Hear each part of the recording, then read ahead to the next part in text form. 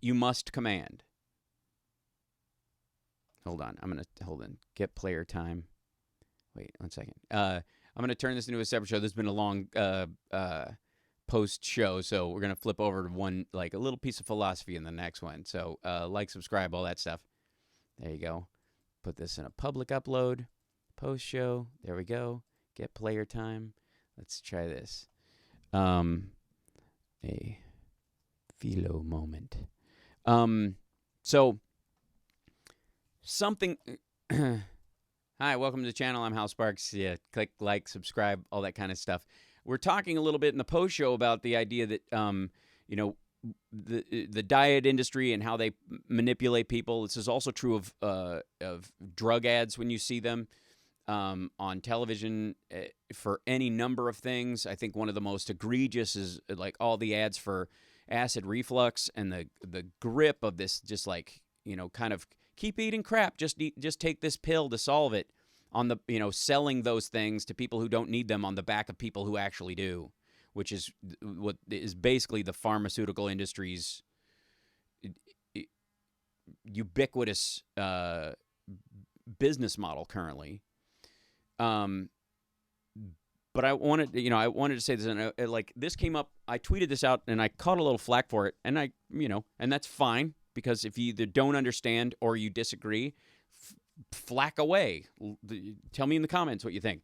But I believe that if we're going to start talking about things like Medicare for all, we have a responsibility in that to not only talk about the right of medical care for people who are ill, but the responsibility that goes with it. So as a society, if we're going to agree that Medicare for all should be a thing, then anybody who has what I would call optional health difficulties, lifestyle-related illnesses, or lifestyle-related,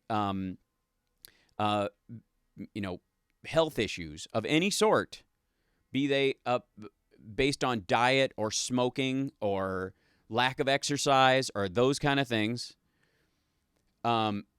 you have a responsibility to curtail those things.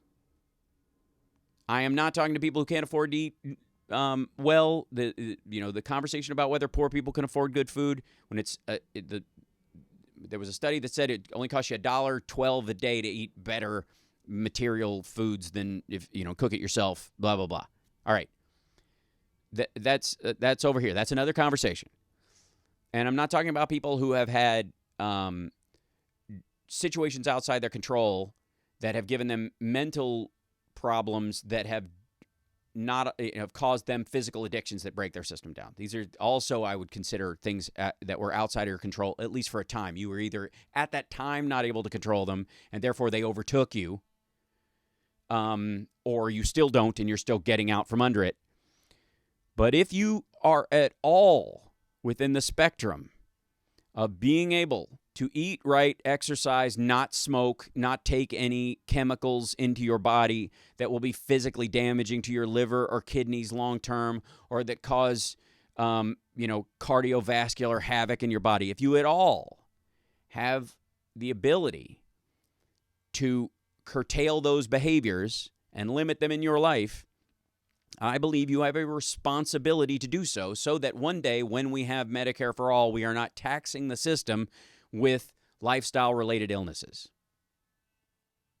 That's it, if that makes sense. So chat room, what do you think? This is,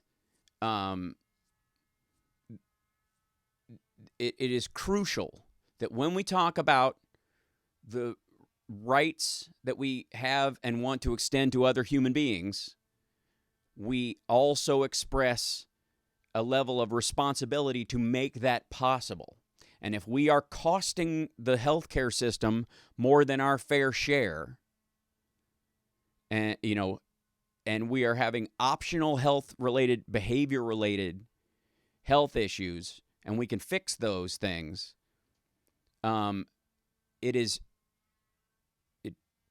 it undermines the entire concept. So like that, if it is within your control to better your diet and exercise and to take better care of yourself, for the love of God, please do. So that when we get something like Medicare for all, that system is not overtaxed and people are denied care based on their need because somebody else decides, that they just can't give up, 6 cans of beer at the end of the day. And their beer gut is creating a fat deposit around their heart and causing them to have tachyarrhythmia or myocardial infarctions or, any other of those issues. That's optional. And if it is within your control, exercise that control as a matter of respect for people who have thyroid problems, have, lifetime situations of abuse, neglect, and other things that lead them to bad dietary choices that have painted them into a corner physically that they have to get out of. Or, for God's sake, car accidents, finding out their water has lead in it. All those kind of things outside of a person's locus of control until such time as they can expand it, get out, and heal. Out of respect for people who find themselves in that situation, I think we should all do every bit that we can to not burden the system of care any more than we have to. There you go. I just think that's necessary. It needs to be said. If we're going to start talking about Medicare for all, one of the ways we can mitigate any of the pushback against it is to also claim health responsibility as much as we can. And Americans were not 60% overweight 40 years ago, and there is no reason why they have to be now. There is not high fructose corn syrup and all that stuff being there. It's not like we're not aware now to a margin that we couldn't bring it below that number.